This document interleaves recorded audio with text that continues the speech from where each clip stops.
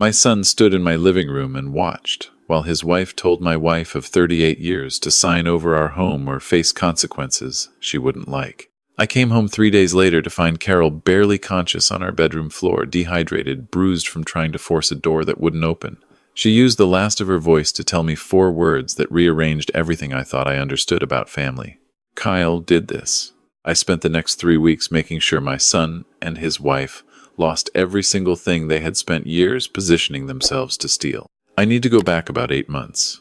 I spent 35 years as a financial advisor in Houston, helped families build wealth, protect assets, plan for the future.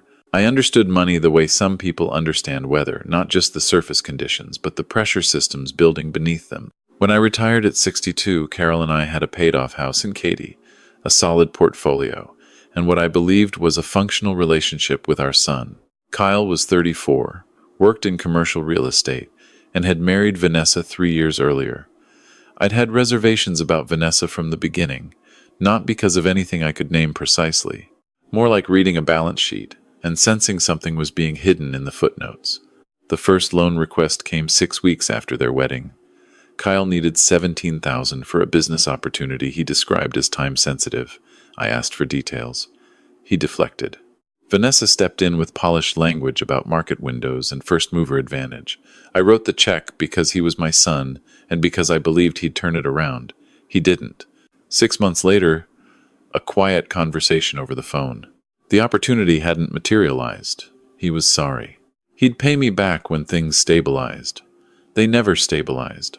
Over the following 2 years, the requests came with increasing regularity. $12,000 when their car was repossessed. $9,000 when Vanessa's boutique opened and immediately needed capital infusion. $22,000 when they fell behind on rent and faced eviction from their Galleria area apartment. $60,000 total, spread across 11 separate transactions, each one documented in a folder I kept in my home office filing cabinet. Every loan agreement signed. Every conversation noted with dates and amounts, old habits from the advisory business. Paper trails matter. Carol worried more openly than I did. She'd mentioned patterns I was trying not to see. How Kyle only called when something had gone wrong financially. How Vanessa steered every family dinner toward conversations about estate planning and inheritance. How neither of them had once asked how Carol's knee surgery went, but called within 48 hours whenever I mentioned reviewing my investment accounts. I listened. I told myself it was generational pressure, that they were struggling, that we needed to give them room to find their footing. Carol would look at me the way she had for 38 years when she thought I was being optimistic past the point of evidence. The conversation that changed everything happened on a Tuesday evening in late February. Kyle called ahead this time, said he and Vanessa wanted to come over and discuss something important. They arrived with a folder of their own, which should have told me something. Vanessa did most of the talking. She explained that they'd consulted an estate attorney unprompted, on their own initiative, who had advised them that the most efficient way to avoid probate complications was to add Kyle's name to the deed of our house now, while Carol and I were healthy. She had the paperwork ready, pre-filled. She set it on the coffee table like it was a formality we just hadn't gotten around to. I looked at the documents for a long moment without touching them. What exactly would this accomplish? I asked. Vanessa explained the probate process as if I'd spent my career doing something other than estate and financial planning. Kyle sat beside her and nodded at intervals. He wouldn't meet my eyes directly. That was the thing about Kyle in these moments. He was present but never quite there. Vanessa was the engine. He was the vehicle she drove. I told them I understood probate law reasonably well. I told them Carol and I had our estate documents in order with an attorney we'd trusted for 12 years. I told them that adding a third name to the deed of our home was not something we were willing to do. Not now. Not structured this way. Vanessa's expression didn't change, but something behind her eyes did. She said they'd expected resistance. She said they'd hoped we would understand that this wasn't about distrust, it was about practicality. I told her it was about $60,000 I'd lent her husband and never seen repaid. Kyle finally looked at me. I pulled out my own folder, laid out the documents the same way she'd laid out hers. Loan agreements with his signature, bank transfers, dates and amounts. I wasn't angry. I was presenting facts. After 35 years of doing this professionally, removing emotion from the delivery of difficult information had become instinct. That's not what this is about, Vanessa said. It's exactly what this is about, I told her. You want me to transfer partial ownership of a $400,000 asset to a couple carrying $60,000 in personal debt to me alone. That's not estate planning. That's asset positioning. Kyle stood, told Vanessa they should go. She gathered her folders slowly, deliberately, holding my gaze. She said that we were making a mistake. That family should take care of family. That they'd given us time to come around, and they were disappointed we'd chosen to be difficult. I told her she was welcome to take the paperwork with her, because I wouldn't be signing it. At the front door, she turned around once more. You'll regret not doing this the easy way. Carol and I stood in our entryway after they left. She hadn't said a word during the meeting. She put her hand on my arm. How do you feel? She asked. I told her I felt like a man who'd finally read the footnotes. She nodded and went to make tea. 3 weeks later, a real estate attorneys conference in Dallas. 2.5 days. Thursday through Saturday. I'd been invited to speak on a panel about succession planning for family-owned assets. The kind of speaking engagement I'd started accepting since retiring, keeping my mind engaged without the full client load. Carol drove me to the airport Thursday morning. Same ritual we'd had for years. Text me when you land. I always do. I know. I worry anyway. I kissed her and told her I'd bring back the collages from the airport bakery she liked. The conference passed the way conferences do. Sessions I found genuinely interesting, lunches I didn't taste, evenings reviewing my panel notes. I texted Carol both nights. Brief responses came back Thursday night. Nothing Friday morning. Nothing Friday evening. I called twice. Voicemail. I told myself she might have gone to her sister's unexpectedly, or her phone had died. Or she was annoyed with me about something I hadn't noticed. But Carol had never gone more than a few hours without responding to a call. Not in 38 years.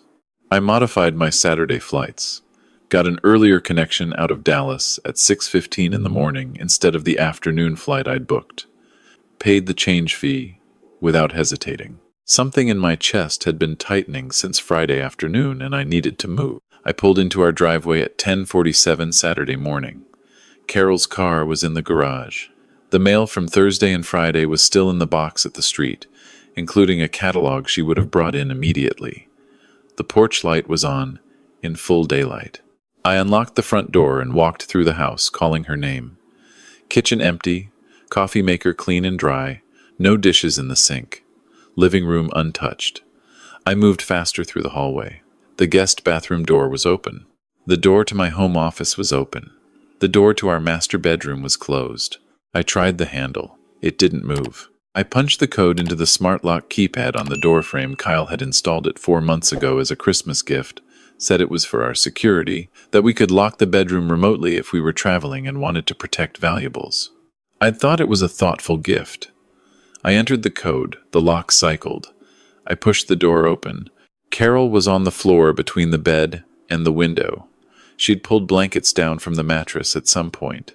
There was an empty glass on its side near her hand. The curtains were drawn. The room smelled closed in and wrong. I was on the floor beside her before I registered crossing the room. Carol. Her eyes opened slowly. Her lips were cracked and dry. Her hands, when I took them, were cold despite the warmth of the room. Raymond, she whispered. I called 911 with my phone to my ear, and my other hand checking her pulse. I need an ambulance at 14 Clearwater Bend, Katie. My wife. She's been in a closed room for at least 2 days. She's severely dehydrated and she can't stand. The dispatcher kept me on the line. I moved to the bathroom, ran a glass of water, came back and helped Carol take small sips. Her hands shook too badly to hold it herself. I steadied the glass and watched her face. Her eyes were focusing more now. She coughed. I asked her what happened. I kept my voice level the way you do when the answer is going to be something you're not prepared for. Kyle, she said. I didn't move. He came Friday morning, early, used his spare key. He had the deed papers again. Wanted me to sign before you came home. He said you'd already agreed. I helped her take another sip. I told him I wouldn't sign anything without you there. He got very loud. She paused, gathered breath. He took my phone off the nightstand. Told me I could stay in here until you came home and reconsidered. She looked at me steadily. He locked me in, Raymond. His own mother. He locked me in our own bedroom and walked out. The ambulance arrived 8 minutes after my call. The paramedics were professional and efficient. A woman named Torres and a younger man named Park, who photographed the room before helping Carol onto the stretcher, standard procedure for suspected elder abuse. Torres told me Carol's blood pressure was low and her core temperature elevated. She needed IV fluids immediately. They were taking her to Memorial Hermann. I could follow or ride along. I rode with her. In the ambulance, I held Carol's hand while the IV line was started. She squeezed my fingers with more strength than I expected. Park told me she was stable. Torres asked me questions. I answered them and watched my wife's face as the fluids began working. The color came back in increments. She had been locked in that room for 47 hours. The bedroom window faced the backyard. Our neighbors on that side, the Petersons, had a privacy fence. Even if Carol had broken the glass, unlikely given the double-pane construction Kyle had helped us select when we renovated, she would have been shouting into a fenced yard with no one home on a Friday morning. The smart lock on the door could only be opened with the code or from a phone app. Kyle had set it up. Kyle had the app. At Memorial Hermann, Dr. Anita Voss examined Carol and admitted her overnight for observation. Moderate dehydration, contusions on her hip and shoulder from falls, early signs of heat stress from a closed room. She told me that Carol would recover fully. She told me, with the careful language doctors use when they want you to hear the subtext, that another day would have complicated things considerably. I sat in the waiting room while they moved Carol upstairs. The rage I felt was not the kind that makes a man loud. It was the kind that makes a man precise. I'd seen the same thing in clients who'd been defrauded. The fury that comes not from surprise, but from the confirmation of something you'd been hoping you were wrong about. I wasn't wrong. I'd just been too patient. I called Detective Sergeant Elaine Crawford at the Houston Police Department. I'd met her twice at community planning meetings over the years. She wasn't homicide or robbery, but she knew who was. She answered on the third ring and listened to what I told her without interrupting. When I finished, she was quiet for 2 seconds. "I'll get someone from Family Crimes to call you within the hour," she said. "Document everything before you go back to that house. Don't touch the door lock." I photographed everything on my phone before the detective arrived. The bedroom door with the smart lock, the glass on the floor, the blankets pulled down, the closed window, the nightstand where Carol's phone had been taken. I pulled up our home security app. We had exterior cameras and captured footage from Friday morning. 7:42 a.m. Kyle's truck pulling into the driveway. 8:16 a.m. Kyle's truck leaving. 47 hours before I came home. Detective Marcus Webb from the Harris County Family Crimes Unit arrived at my house at 2 that afternoon. He was thorough and unhurried, worked through the house systematically, photographed and collected. He swabbed the smart lock keypad. He reviewed the security footage on my phone and made copies to his department tablet. He asked me twice, gently, if I was certain it was my son who had done this. I told him I was certain, and I told him why. He told me what I already knew: false imprisonment, elder abuse under Texas Penal Code, both felonies depending on circumstances. He'd file the report and have Kyle brought in for questioning, most likely by Monday morning at the latest. I visited Carol that evening. She was propped up in bed with better color and an IV still running. She looked at me for a long moment when I walked in. "Did you call the police?" she asked. "Yes." "Good," she said. And then, softer, "He's still our son, Raymond." I sat beside her and took her hand. "I know that. I also know he locked you in our bedroom for 2 days and walked away. Those two things can both be true." She nodded. She didn't ask me to go easy. Sunday I spent at the kitchen table with a yellow legal pad. Old habit. When I needed to think clearly, I wrote by hand. I listed every available avenue in 3 columns: criminal, civil, financial. Criminal prosecution was already moving. Civil lawsuit, intentional infliction of emotional distress, false imprisonment, elder abuse damages. Financial, review and revise everything. Will, beneficiary designations, the investment accounts, all of it. Monday morning, I was in the office of Patricia Huang, an attorney I'd referred clients to for over a decade but never personally needed. She was sharp and direct and did not soften what she told me. Based on the evidence, the security footage, Carol's medical records and the loan documents I'd brought with me, I had an extremely strong civil case.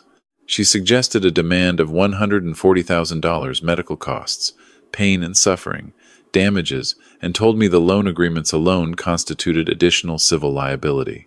She also strongly recommended immediate estate document revision. I told her to start on the civil complaint. Then I called Gerald Marsh, our estate attorney, from the parking garage. He had me in his office by 2 that afternoon. I sat across from him and told him what I wanted with no ambiguity. I want Kyle removed as a beneficiary entirely. I want the language explicit, not omission, not a nominal amount. Explicit language stating that he is intentionally excluded based on his actions. Everything goes to Carol. If Carol predeceases me, everything goes to the Texas Children's Hospital Foundation and the Harris County Elder Justice Initiative. Not a dollar to Kyle, not a dollar to Vanessa. Make sure it holds up to any challenge. Gerald made notes. He drafted while I waited. 2 hours later, I signed documents that unmade 30 years of estate planning in Kyle's favor. The old will went through the shredder. I watched it go. That evening, my phone rang. Kyle. I'd been waiting for this. I let it ring 4 times before answering. Dad. His voice was unsteady. I heard what happened. I know you found Mom. Is she okay? She's in the hospital. Dehydration. Bruising. The doctor said another day and we'd be having a different conversation. Silence. I know how it looks. I didn't mean for it to go that long. I thought you'd come home sooner. I just needed her to stay there until you got back and we could talk rationally about the house. You locked your mother in a room without water and took her phone. She wouldn't listen to me. She's your mother. She doesn't have to listen to you. Dad, please. I panicked. I wasn't thinking clearly. Vanessa and I are in serious trouble financially, and I thought, if we could just get the deed transfer done. You thought you could extort me by imprisoning my wife. Don't call it that. That's what the detective is calling it. False imprisonment, elder abuse, those are the charges being filed. His breathing changed. Charges. Dad, come on. I'm your son. Please don't do this. We can fix this. You locked your mother in our bedroom for 47 hours. There's nothing to fix. I'll pay you back. Everything. The $60,000. I'll set up a payment plan. I'll get a second job, whatever you need. Just please don't file charges. The police file charges. I filed a report. That machine is already running. Then tell them you made a mistake. Tell them it was a family misunderstanding. They'll listen to you. I won't lie to the police on your behalf. His voice broke. Dad, please. I'm begging you. This will ruin my life. You made a choice when you locked that door. Every consequence that follows belongs to you. I ended the call. Let the phone ring 3 more times after that. Didn't answer. Then I blocked the number and went to bed. I slept better than I had since Thursday. Carol was discharged Tuesday morning. I picked her up and brought her home. I'd changed the code on the smart lock and scheduled a locksmith to replace it entirely. The room was clean. Fresh sheets. Water on the nightstand. She stood in the doorway for a moment, looking at the space where she'd spent 2 days on the floor. Then she walked in and sat on the edge of the bed. Tell me everything, she said. I told her. The will revision, Patricia Huang, and the civil complaint, Detective Webb, and the criminal investigation. She listened with her hands folded in her lap. When I finished, she was quiet for a moment. The house, she said finally. Are we going to lose it because of the deed thing? No. I explained why the unsigned documents meant nothing. The deed was ours, always had been. There was no legal mechanism by which Kyle could have transferred ownership without my signature and Carol's. Vanessa had known that. The pressure campaign, the loans, the isolation, the deed documents, finally the imprisonment, had all been aimed at the signature they couldn't take. They'd overplayed their hand. Carol exhaled slowly. Then they did all of this for nothing. For nothing.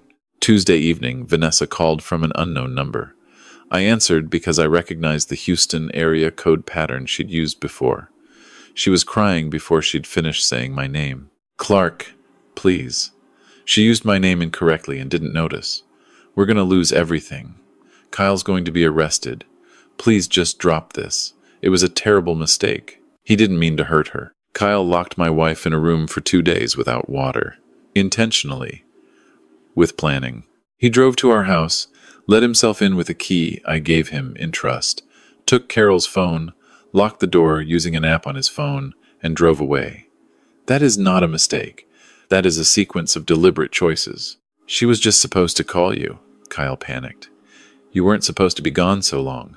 My schedule is not relevant to what your husband did. We don't have any money. She was crying harder now. There's nothing left. The boutique failed. We owe everyone. Kyle is probably going to lose his job when his employer finds out about the charges. We have nowhere to go. I thought about the financial investigation report my private contact had put together over the weekend. Kyle and Vanessa's combined debt was just under $90,000, 2 maxed credit cards, a personal loan in collections, unpaid boutique vendor invoices totaling $18,000. Their lease was up in 6 weeks. The deposit they'd paid was already being applied to back rent. You've known about my investigation, she said. Her voice shifted. That's invasion of privacy. Everything in that report is public record and lawfully obtained in preparation for civil litigation. You're going to destroy us. You walked into my house and told my wife she'd regret not doing things the easy way. Then your husband made sure she regretted it. We're sorry. We are genuinely sorry. Please just let us apologize to Carol. She'll understand. She's always been more reasonable than you. Carol is not available to be appealed to. Neither am I. I ended the call and blocked the number. Detective Webb called Thursday morning. They'd brought Kyle in Wednesday afternoon for questioning. He'd initially tried to characterize the incident as a misunderstanding, a family dispute that got out of hand. When Webb presented the security footage, the smart lock access logs showing Kyle's phone had engaged the lock at 8:12 Friday morning and not disengaged it until I opened the door Saturday, and Carol's medical records. Kyle's attorney had stopped the interview. The Harris County District Attorney's Office reviewed the case file Thursday afternoon. False imprisonment, a third-degree felony under Texas Penal Code 20.02. Elder abuse, a second-degree felony under Texas Penal Code 2204, given Carol's age and the severity of her physical condition. Kyle was arrested Thursday evening and booked. Bond was set at $30,000. I learned about the arrest from Webb. He called me as a courtesy. I thanked him and sat with the information for a moment. Then I walked to the kitchen where Carol was reading and told her. She set her book down, closed her eyes briefly, opened them. Then she picked up her book again and didn't say anything else about it for the rest of the evening. I understood that silence completely. Friday afternoon, Vanessa's mother called. I recognized the Georgia area code from a birthday card Kyle had once asked me to address. She identified herself as Donna. Her voice was controlled, but barely. Mr. Henderson, I'm calling because I don't know what else to do. Vanessa is my daughter, and I love her, but I also know that what they did to Carol was wrong. I understand you're pursuing this legally, and I'm not calling to ask you to stop. She paused. I'm calling because I want you to know I'm ashamed, and I wanted to tell you that directly. That was not what I expected. I told her I appreciated her saying so. She told me she'd learned about the financial situation the previous night, that Vanessa had been calling her for 2 years asking for money, that she'd given what she could, but had learned to set limits, that she didn't know about the deed scheme or about what Kyle had done to Carol until yesterday, when Vanessa called from the police station. I told her Carol was home and recovering. She said she was glad. She said she hoped I'd be able to find some peace when this was over. I told her I thought I would. She said goodbye, and I believed she meant it. Kyle posted bond Saturday with help from a college friend. Patricia Huang filed the civil complaint Monday morning. Service was achieved by Tuesday, delivered to Kyle's attorney's office. Tuesday afternoon, Kyle called Carol's phone, which violated the no-contact condition of his bail. He was detained and held for 18 hours before his attorney resolved it. The violation was noted in his file. The weeks between the arrest and the trial date move the way these things do when the evidence is overwhelming and the defendant's resources are exhausted. Kyle's employer, a commercial real estate firm in the Galleria, discovered the felony charges through a routine employee screening update and placed him on unpaid administrative leave within 10 days. Vanessa's attempt to negotiate a sublease on their apartment failed when the prospective tenant ran a background check and learned about the pending charges. 6 applications to new apartments were rejected in succession. Patricia Huang received a call from Kyle's civil attorney in late September. They were prepared to offer a settlement. Kyle and Vanessa had liquidated the last of their joint savings, borrowed against a small life insurance policy, and assembled $11,000. They were offering this amount in exchange for dismissal of the civil suit, along with a formal written apology, a notarized admission of liability, and a signed waiver of any future claims against our estate. Huang called me. She was clear-eyed about it. We'd never collect the full $140,000 regardless of what the judgment said. They had nothing. The $11,000 was symbolic, but the other terms were significant. Formal admission. Permanent estate waiver. Apology on the record. It was, she said, a complete surrender. I thought about it for one day. Talked it over with Carol that evening. She said she didn't want the money. She said she wanted it to end. I told her ending it on these terms wasn't forgiveness. It was accounting. The debt acknowledged, the ledger closed. I accepted the settlement. The civil hearing was on a Wednesday morning. Carol insisted on coming. She wore the blue dress she'd had for 20 years. We drove downtown together and didn't talk much. At the courthouse, we walked through security, took the elevator, found the correct courtroom. Kyle and Vanessa were already seated when we arrived. Kyle wore a suit that didn't fit well. He'd lost weight since the spring. Vanessa sat close to him, her posture rigid. Kyle looked at me when we walked in. It was brief. His eyes were somewhere between hollowed out and resigned. He looked away first. Judge Reyes conducted the settlement hearing with efficient professionalism. Huang presented the terms. Kyle's attorney confirmed acceptance. The judge reviewed the admission of liability and the apology statement Kyle was required to read into the record. Kyle stood with a paper in his hand. His voice was flat. He read that he, Kyle Henderson, admitted full responsibility for imprisoning his mother, Carol Henderson, in her home bedroom on the 14th and 15th of March for a period of 47 hours without access to food, water, communication, or means of escape, and that this action had caused her severe physical and emotional harm. He said he was sorry for what he had done. I watched his face while he read. There was no relief in it, no genuine remorse. What I saw was a man reading words he had to read in order to make something stop. That was fine. I wasn't there for his feelings. I was there for the record. Judge Reyes signed the settlement order. The gavel came down. 13 days later, Kyle entered a no-contest plea on both criminal charges in Judge Warren's courtroom. The plea agreement had been negotiated by his public defender. He'd exhausted his private legal funds weeks earlier. 3 years probation, 240 hours of community service, mandatory counseling, permanent protective order in Carol's favor. If he violated any condition, immediate incarceration with a sentence of up to 12 years. No contest means he did not admit guilt in the criminal proceeding. But combined with the civil admission signed 6 days earlier, the record was complete. Anyone looking would see the full picture. At the criminal sentencing, I sat in the gallery with Carol. Kyle stood before the judge and answered questions in a flat, cooperative tone. He said he understood the terms. He said he understood the consequences of violation. When Judge Warren asked if he had anything to say, Kyle turned briefly and looked in our direction. His mouth opened slightly. Then he turned back to the judge and said no. Outside the courthouse, walking to the car, Carol and I passed through the broad mid-morning sunlight. She held my arm. I asked her how she felt. She thought about it for half a block. Like something heavy has been put down, she said, that I've been carrying for a long time without noticing. I understood exactly what she meant. That evening, I opened my laptop and found the folder I'd labeled Evidence March 2025. Civil complaint. Criminal charges. Security footage archive. Medical records. Detective reports. Settlement agreement. Plea agreement. Sentencing documentation. I created a subfolder, moved everything into it, and labeled it Closed. Then I closed the laptop and went to the back porch, where Carol was sitting with her tea watching the last of the evening light move through the yard. The neighborhood was quiet. Someone's lawnmower running 2 streets over.